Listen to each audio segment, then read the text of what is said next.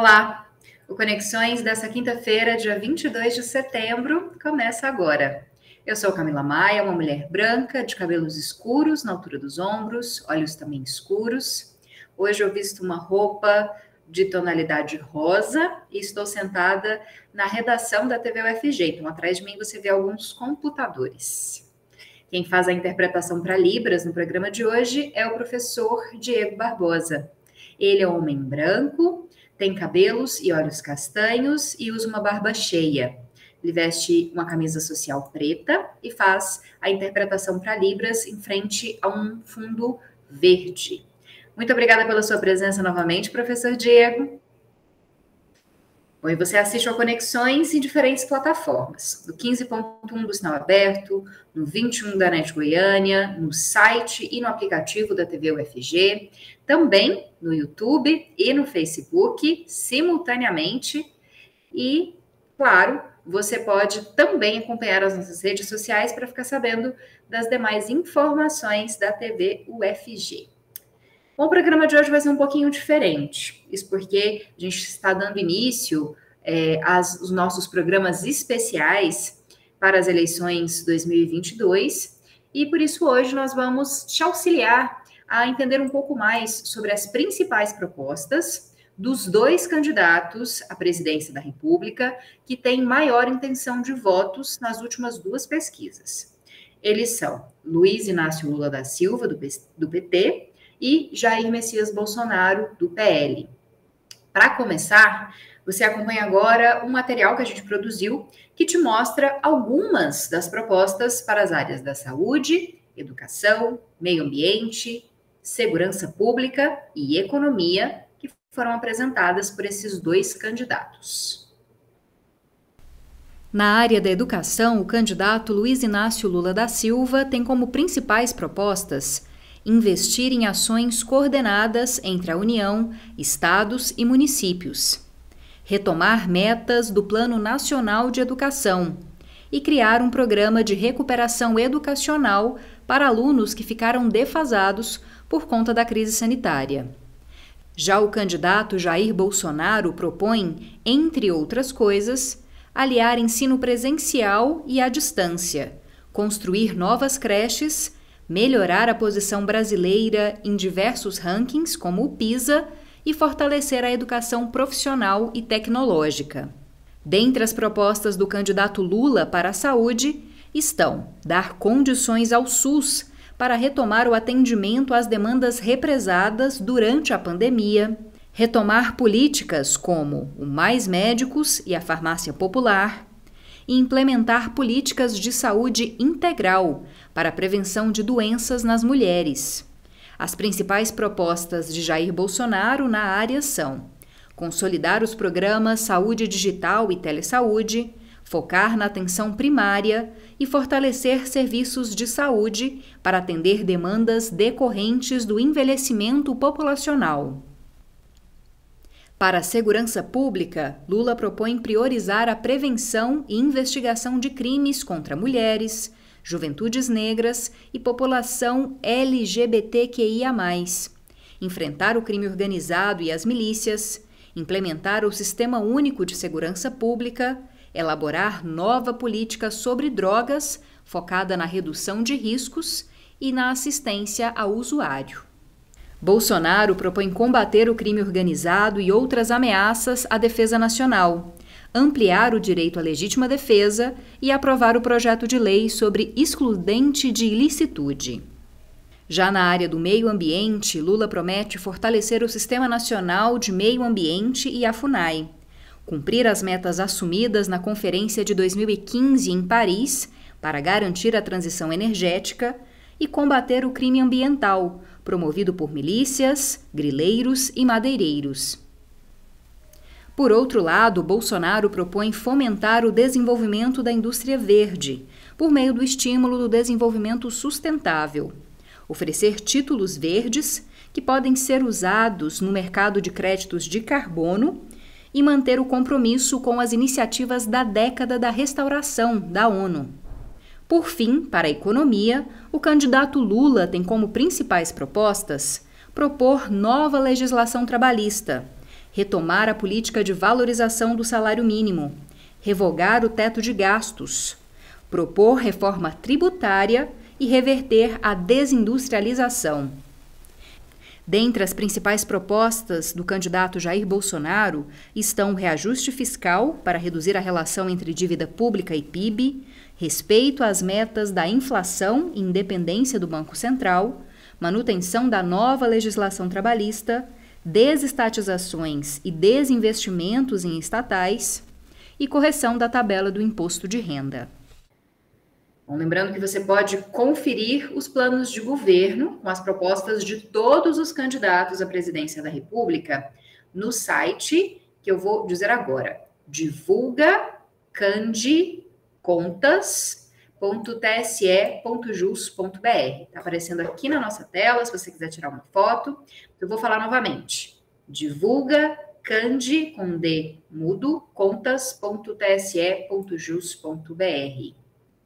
Bom, e além de te mostrar essas propostas, né, para as 5 áreas que nós elencamos, a gente também vai te ajudar a entender um pouquinho melhor o que é que elas significam. Isso porque nós realizamos uma entrevista com 2 especialistas, né, 2 cientistas políticos, que vão tentar explicar um pouquinho mais as diferenças entre essas propostas. Então, acompanha aí o material que a gente produziu externamente, né, que eu entrevisto esses 2 analistas políticos. Eu conto com 2 especialistas aqui comigo, o professor Pedro Célio, cientista político. Muito obrigada pela sua presença, professor. Peço que o senhor faça uma rápida autodescrição física, só para a gente saber quem o senhor é, para nosso público de baixa visão ou cego também. Ah, sim. Bom, eu sou Pedro Célio, sou nascido em Goiânia, sou uma pessoa tido como relativamente jovem, né? Parei de jogar futebol precocemente por conta da pandemia, aos 64 anos de idade. E sou moreno, né? E cultivo a imagem de ser muito simpático. Então, é o que eu quero manifestar aqui. Bom, a gente também conta com a presença de outro cientista político, também Pedro Pietrafessa. Muito obrigada pela presença, professor. Queria que o senhor também fizesse uma rápida descrição física do senhor. Bom, boa noite, meu nome também é Pedro. Eu sou um pouco mais branco que o Pedro Célio e tenho menos cabelo que o Pedro Célio. Né? Então... Os 2 combinam no nome e usam óculos também e hoje estão vestidos de azul, né, professores? Bom, para começar, queria falar inicialmente sobre as propostas, de forma, claro, muito geral, né? Não dá para aprofundar aqui, mas em relação à economia. Existem divergências entre os planos econômicos, né, de Lula e Bolsonaro, os 2 candidatos que estão nas primeiras colocações, um mais voltado para desestatizações, para um Estado menor, e outro já no caminho contrário. Como é que vocês analisam esses planos de governo, como vocês veem a aplicação disso e o que poderia ser melhor para a economia do país nesse momento? Vou começar com o professor Pedro Célio, depois passo a palavra ao professor Pedro Pietrafessa. Tá, muito bem. O caso brasileiro hoje é um caso de uma singularidade que nós não tivemos em outras eleições e isso certamente condiciona o programa dos 2 candidatos.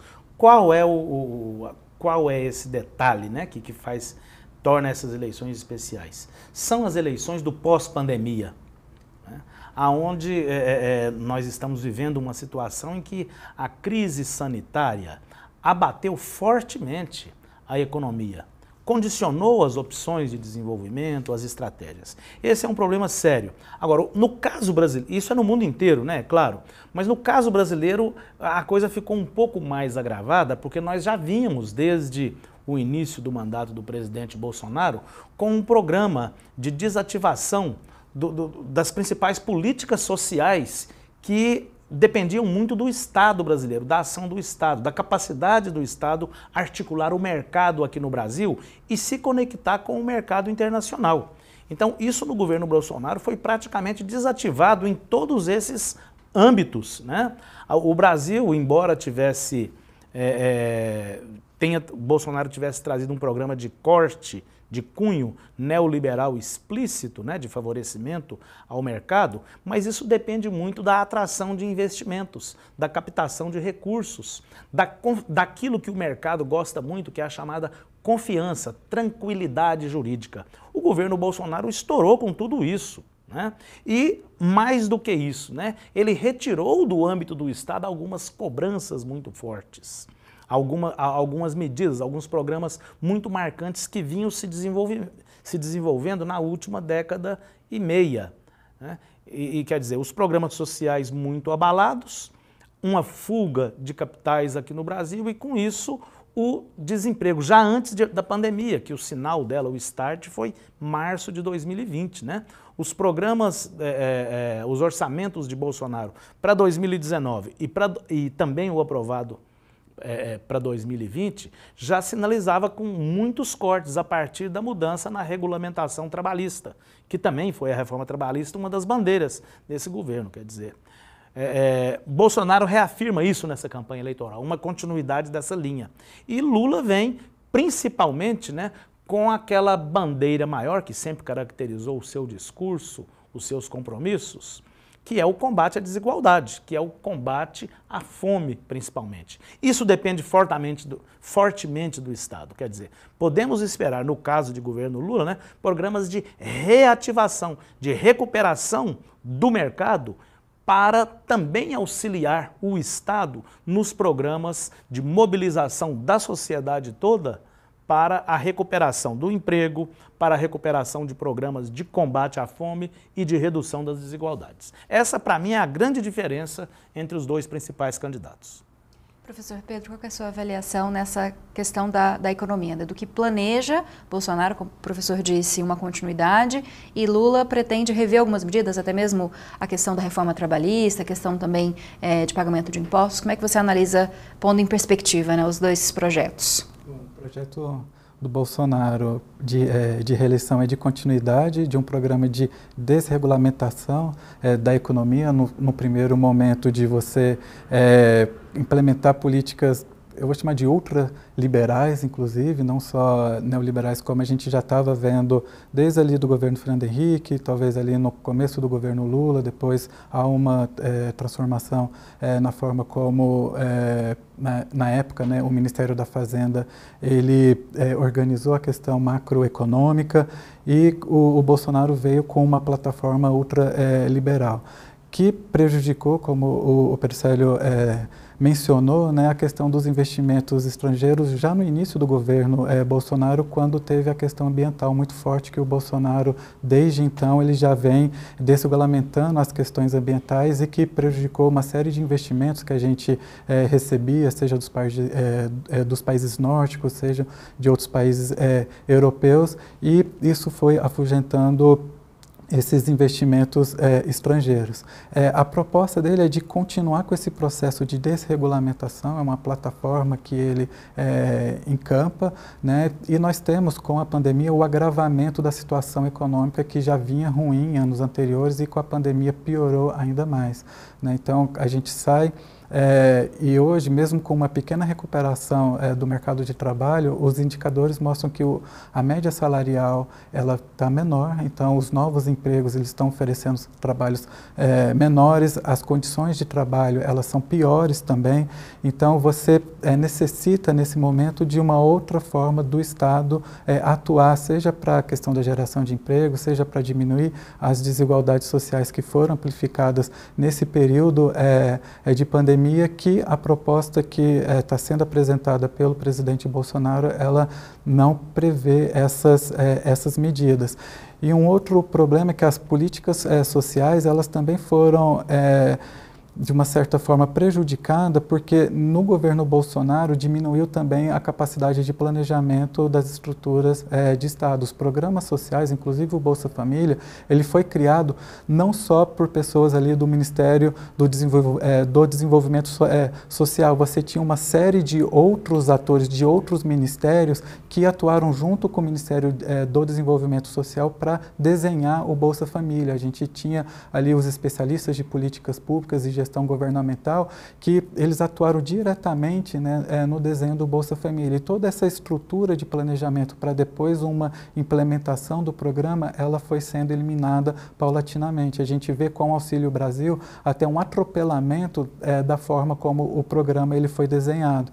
Então, esse é um problema, um diagnóstico, né, já que a pergunta foi se isso será positivo ou não para a questão macroeconômica que nós estamos vivenciando hoje. Então, essa proposta do Bolsonaro e da forma como ele vai atuar na gestão pública e na gestão econômica, isso é bastante prejudicial.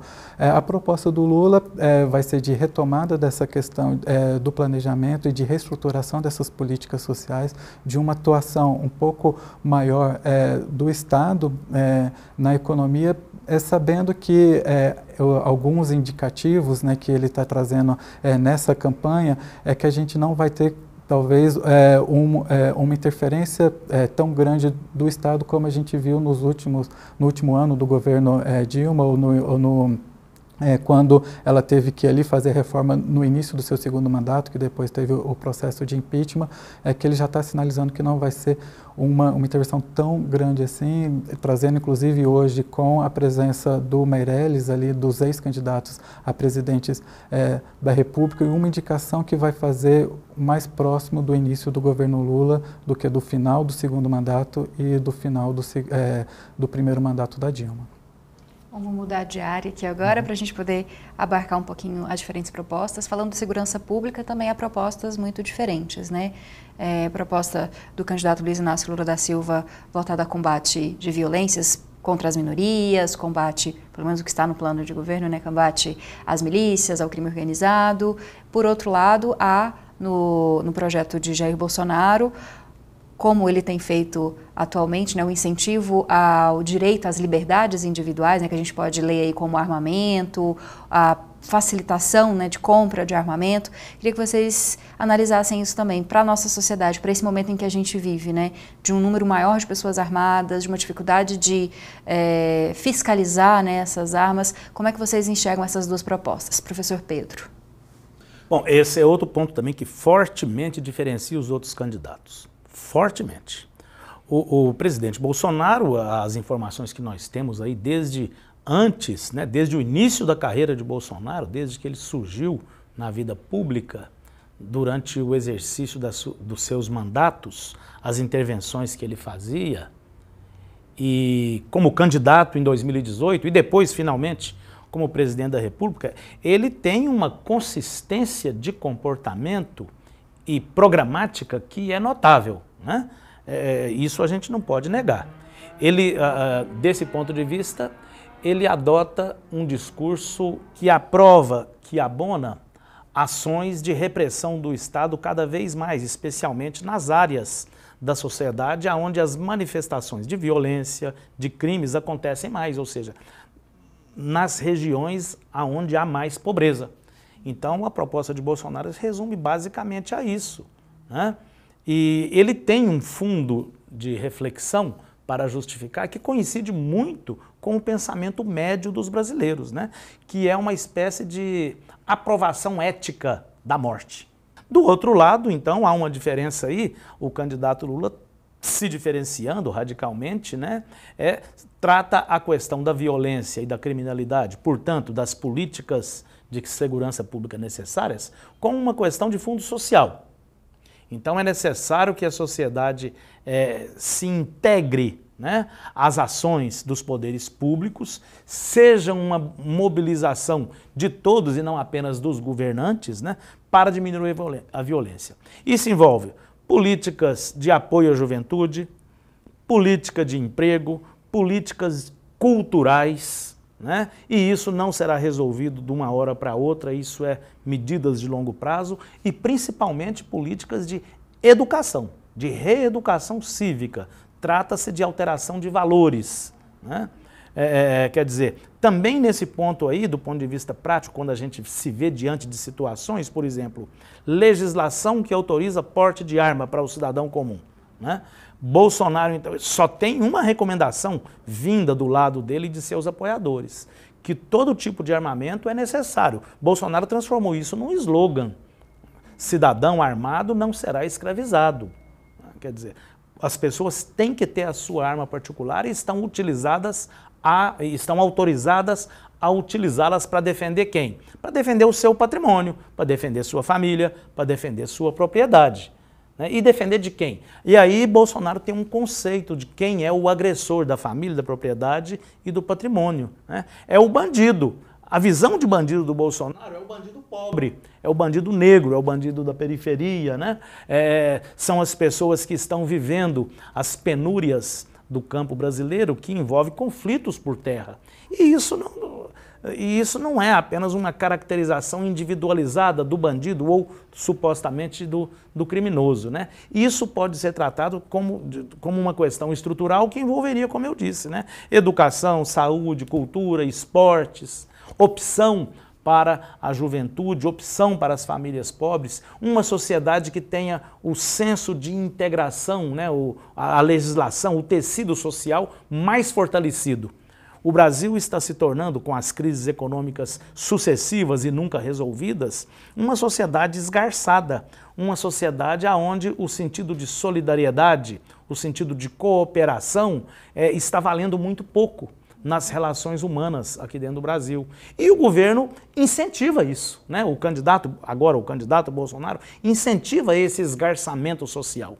Então, do meu ponto de vista, é necessário um tipo de procedimento e de política de governo que recomponha a integração social no Brasil, que os conflitos sejam explicitados, refletidos por toda a sociedade, para serem melhor entendidos e melhor combatidos.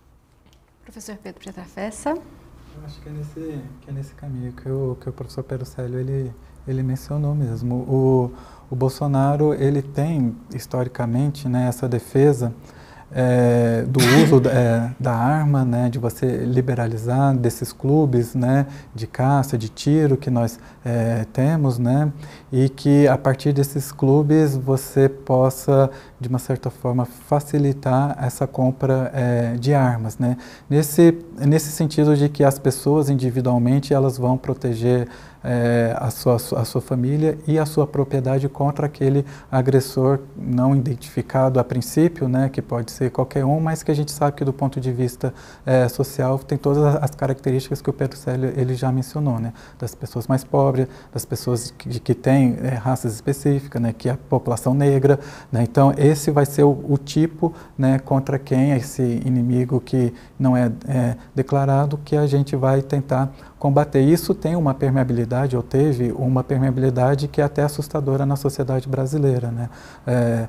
Seja nos agentes de segurança pública, né, que eu costumo, de trabalhadores da segurança pública, né, que são os policiais, né, seja da Polícia Civil, da Polícia Militar, né, no âmbito federal, da Polícia Federal, da Polícia Rodoviária Federal, os bombeiros, né, isso também tem uma permeabilidade no tipo de discurso que ele traz. A outra proposta que traz uma questão da política pública com uma visão mais intersetorial, com diferentes ações em diferentes áreas, né, da nossa sociedade, para diminuir os problemas de segurança pública que nós temos, né, aí vem a política da proposta apresentada pelo presidente Lula, né, vai trabalhar com essas questões que você mencionou na pergunta, né, que são questão das minorias, questões de gênero, né, então trabalhar como que a gente vai verificar a questão do feminicídio, né, que inclusive aumentou no período pandêmico, né, muitas vezes o agressor ele está em casa, né, e como é que é uma dificuldade maior de você denunciar o seu agressor, então todos esses elementos estão presentes ali na proposta, né.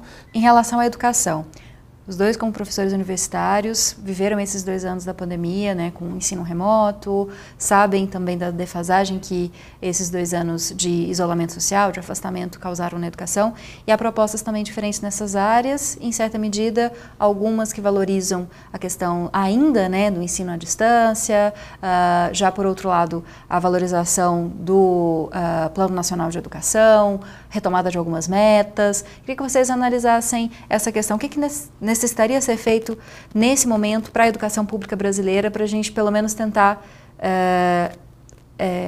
como é que eu poderia dizer, né, retomar em alguma medida o patamar que a gente deixou antes da pandemia. Professor Pedro?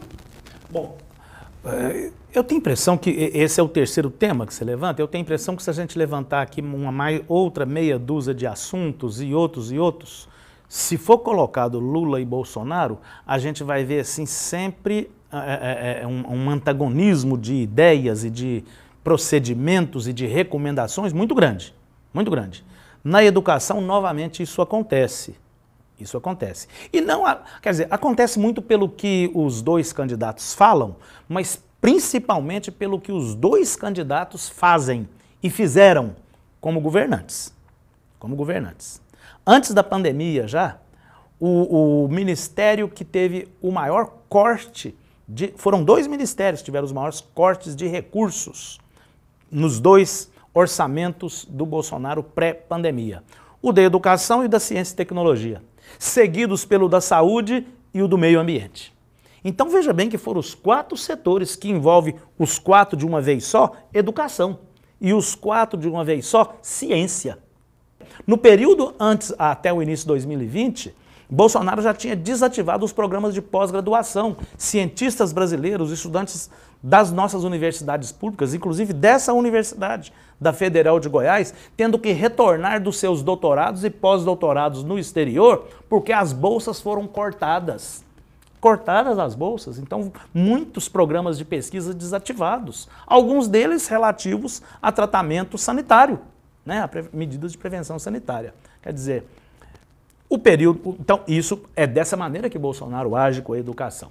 Do outro lado, o presidente Lula, né, deixou o governo dele, uma das marcas dos governos do presidente Lula foi a expansão das universidades federais, a criação de centros tecnológicos de ensino federal, né? Essa foi a efetivação de concursos públicos para a ampliação e a melhoria dos quadros dos laboratórios e nas salas de aula e dos sistemas de ensino, né? Professor, o senhor nessas acha universidades. Que, a partir da análise que o senhor fez, né, do atual governo Jair Bolsonaro e do último governo do ex-presidente Lula, isso se repete nos planos de governo? Vai existir uma continuidade daquilo que Lula... Existe uma continuidade conceitual. É claro que os problemas já não são os mesmos, as universidades estão vivendo problemas seríssimos, né? Não é possível mais continuar naquela linha de expansão do que o governo Lula implementou, mas assim, dá uma ideia e uma referência de qual atitude, qual linha segue os dois, né? Não teremos mais pandemia, vamos torcer para isso no ano de 2023, então é claro que não vão ser uma continuidade das medidas, mas o espírito de governo, os conceitos norteadores, né, nos dois casos serão os mesmos e diametralmente opostos. Vou só pedir a resposta do professor Pedro para a gente encerrar o bloco. Tá ótimo. Eu concordo com o Pedro Célio no sentido que conceitualmente são duas propostas bastante antagônicas, inclusive os recursos federais para as outras esferas da educação também diminuíram substancialmente. A justificativa do Bolsonaro para drenar os recursos para as universidades é que ele iria investir na educação básica e os recursos federais para essa área, lembrando que tem a divisão ali entre a União, Estados e municípios, no que se refere ao ensino básico, do ponto de vista da União, teve uma diminuição substancial. Então, também vai continuar diminuindo os investimentos federais, caso eleito, a proposta dele, dentro da educação como um todo. No âmbito das universidades, vai continuar não só a diminuição, mas também algum tipo de cerceamento. Já estão cerceando as eleições para reitores, né? Então, aquele que é o mais votado não necessariamente é o escolhido, aconteceu aqui na UFG também, né? Então, acredito que essa política do Bolsonaro ela vai continuar. Do ponto de vista conceitual,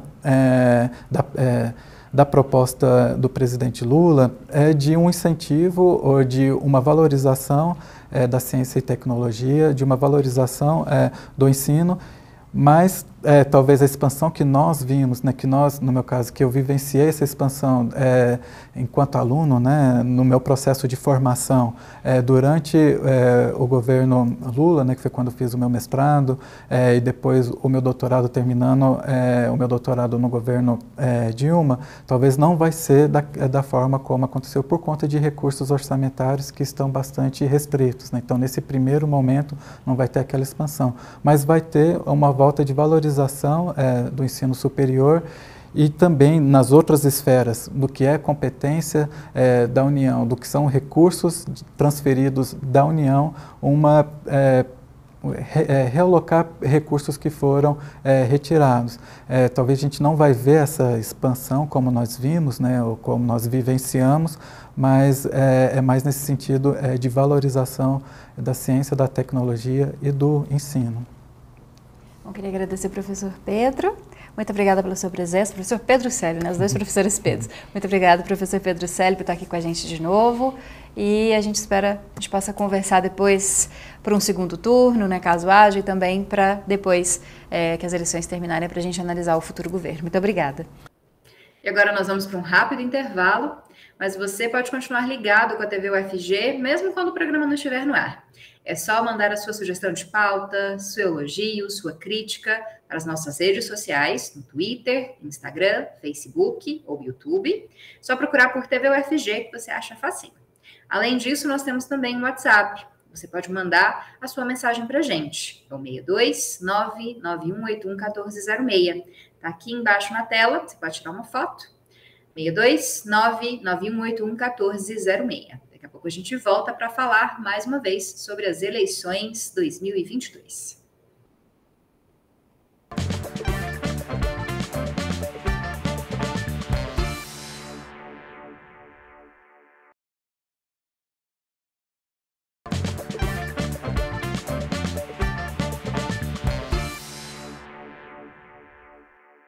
Estamos de volta com Conexões dessa quinta-feira, 22 de setembro de 2022.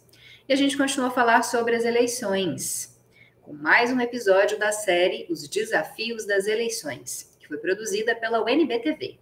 Hoje o tema é Campanha Política em Tempo de Redes Sociais. Hoje está muito mais difícil você trabalhar a campanha. Por quê? Porque você não tem só como tinha antes, era rua, televisão, rádio e debate. Hoje você tem a complexidade das redes sociais. Isso mudou qualitativamente as campanhas eleitorais, porque você, além de tudo isso, você ainda tem que se preocupar com as redes sociais. Até 2018, a televisão e o rádio, né, o horário eleitoral gratuito, era o elemento fundamental de as campanhas se mostrarem para a sociedade. De 2016 para cá, e aí eu falo da eleição do Trump, o ambiente da internet, as redes sociais, ele se impôs com muita força e principalmente se impôs como um sistema capaz de ser manipulado mais do que a TV aberta manipulava. Tenho para mim que mentira e eleições, ou mentira e política em sentido geral, não é fenômeno novo, né? Nós mesmos no Brasil temos exemplos vários ao longo da história. Nós temos lá na década de 1920, portanto 100 anos atrás, a eleição de Arthur Bernardes, que restou permeada pela disseminação de mentiras. Nós temos na década de 30 o próprio Plano Cohen, que antecedeu o golpe do Estado Novo, e por aí vai. Os exemplos realmente não faltam, e eu digo sem medo de ser feliz. Mentira e eleição não é de hoje. Esse fenômeno da ampliação da desinformação no ambiente online é justamente pelo fato de que o debate migrou para esse ambiente e que todos são produtores de conteúdo, né? E às vezes a gente não dá conta também de confirmar todo o conteúdo que está nesse ambiente. Recebi informação no ambiente online, né? Sempre pare, pense e cheque.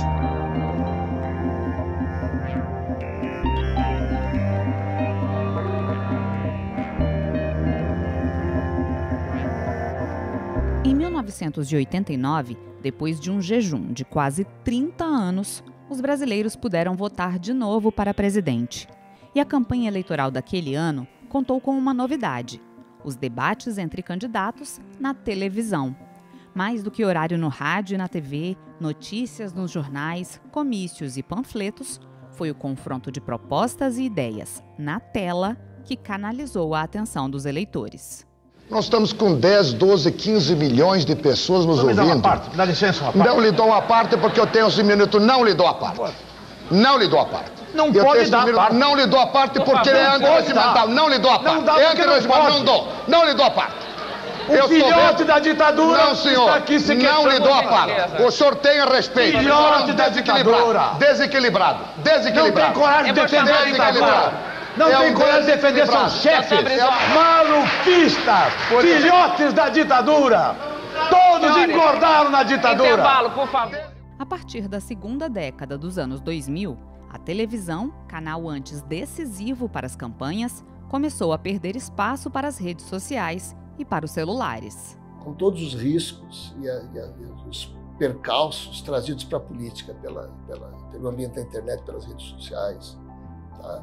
Elas cumprem um papel também de os candidatos falar diretamente com o seu eleitorado. Eles estão toda hora no Twitter, toda hora no Facebook, toda hora no Instagram. Não há mais aquela expectativa que havia antes, que você ia de fato ouvir o candidato na televisão no debate. Então a televisão nesse ponto ela era quase que monopolizadora da opinião pública criada por conta, né, durante o processo eleitoral. Isso não é mais.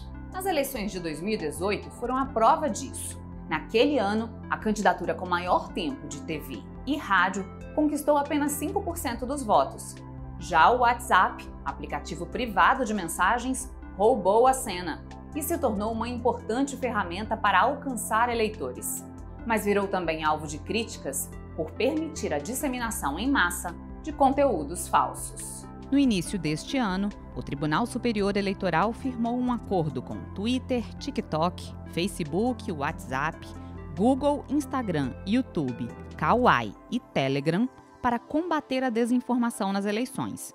A parceria começou em 2019, teve a eficácia testada no pleito de 2020 e se tornou um programa permanente no ano passado. A gente tem um resultado muito relevante das eleições de 2020 desse primeira edição do programa. A gente teve várias denúncias de contas, várias denúncias de desinformação, várias contas foram derrubadas de plataformas como o WhatsApp, por exemplo, que haviam comportamentos inautênticos. Para essa edição de 2022, a gente tem muito mais plataformas aderindo ao programa e esse movimento é muito interessante, né?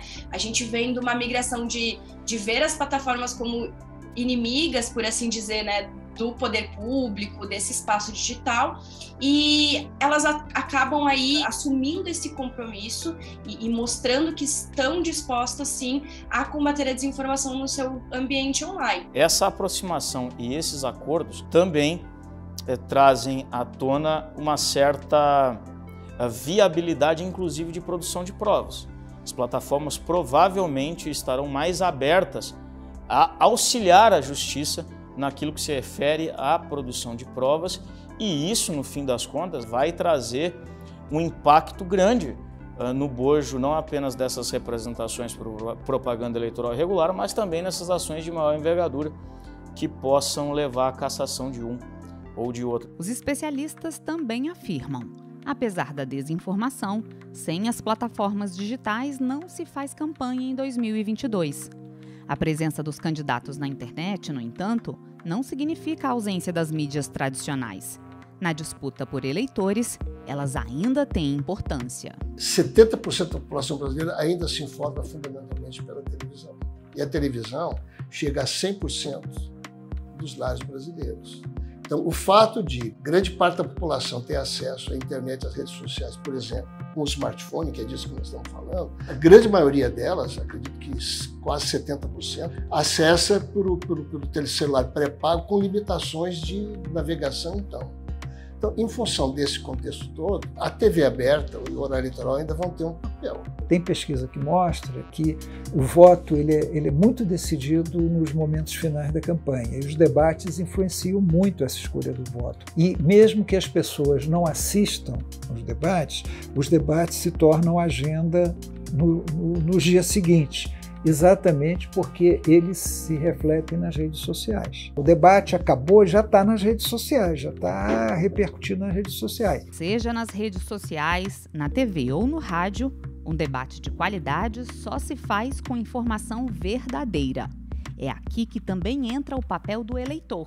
É preciso sempre duvidar, checar e, quando necessário, denunciar. Sair da postura passiva de receber apenas informações no WhatsApp, no Facebook, no Telegram, qualquer rede que seja, e começar a ir atrás delas em portais confiáveis, em portais institucionais. Não acredite em tudo que está no ambiente online. Para isso, a gente tem agências de checagem super relevantes aqui no Brasil que estão fazendo um trabalho incessante de confirmar esses conteúdos que estão em plataformas.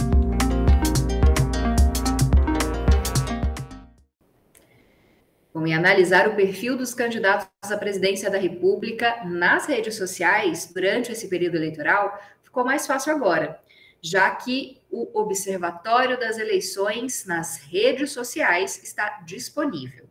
Essa é uma iniciativa de desenvolvimento tecnológico dos professores da Universidade Federal de Goiás, Celso Camilo e Marco Severo, e do estudante de Engenharia da Computação, Wellerson Assis. Por meio desse observatório, um algoritmo coleta e organiza dados de seguidores, números de curtidas, compartilhamentos, também número de postagens e principais hashtags, que são aquelas marcações com o joguinho da velha, e os tópicos que foram citados nos perfis dos candidatos. Dessa forma, ele apresenta dados ao longo do tempo, para que os interessados acompanhem a evolução dos perfis em duas redes sociais, Twitter e Instagram. É possível também escolher a rede social, o período e o candidato, ou ainda analisar a evolução de todos eles simultaneamente por meio de gráficos que estão disponíveis nesse observatório. Se você ficou interessado, acesse o endereço que está aqui embaixo na tela, mas eu vou falar para você, observatorioeleições.com.br, observatorioeleições.com.br, lembrando que eleições é sem cedilha e sem acento. Bom, nós vamos para mais um intervalo. Daqui a pouco a gente finaliza o Conexões de hoje falando sobre cultura. Então, saia daí. A gente volta rapidinho, prometo para você.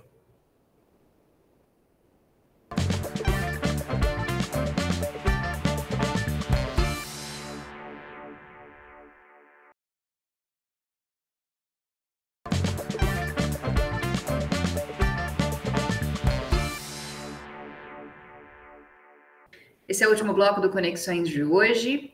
Esse bloco mais curtinho, leve, já que nós vamos falar sobre dicas culturais, as duas gratuitas e muito interessantes, voltadas para falar sobre as mulheres.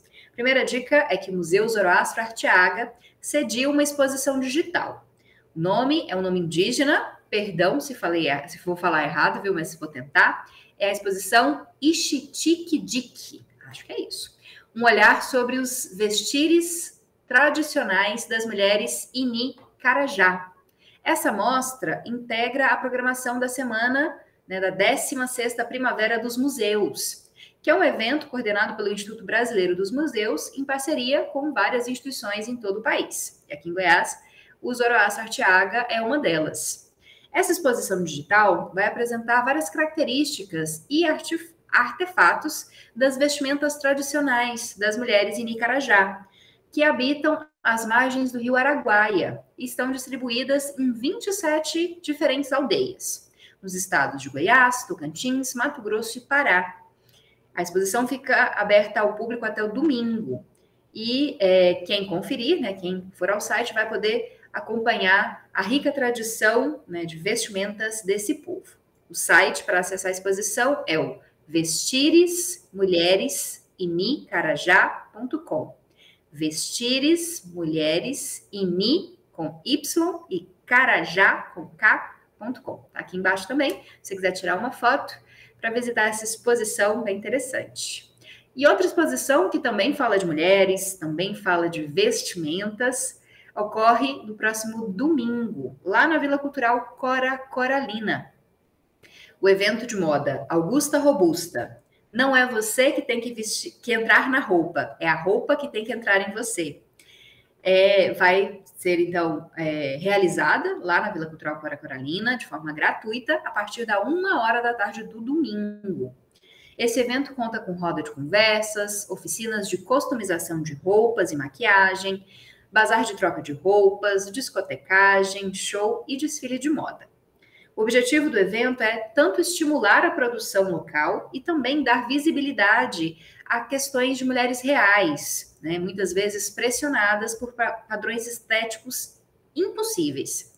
O evento também pretende falar sobre a gordofobia, que é o preconceito contra pessoas gordas, e todos esses padrões, né, que às vezes nós, mulheres, ficamos submetidas, né? Muito interessante esse evento também, lá na Vila Cultural Cora Coralina, de forma gratuita no domingo.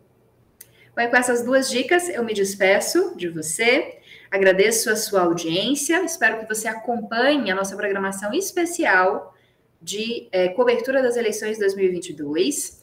De segunda a sexta-feira, nós vamos entrevistar especialistas que vão analisar as principais propostas para as áreas de saúde, educação, segurança pública, meio ambiente e economia, dos 9 candidatos ao governo do estado de Goiás. Vamos fazer uma análise geral dessas propostas para que você possa entender o que esses candidatos propõem e o que essas propostas podem fazer, né, na vida, na economia, na saúde, na educação do estado de Goiás. Então, não perca a cobertura especial do Conexões das eleições de 2022.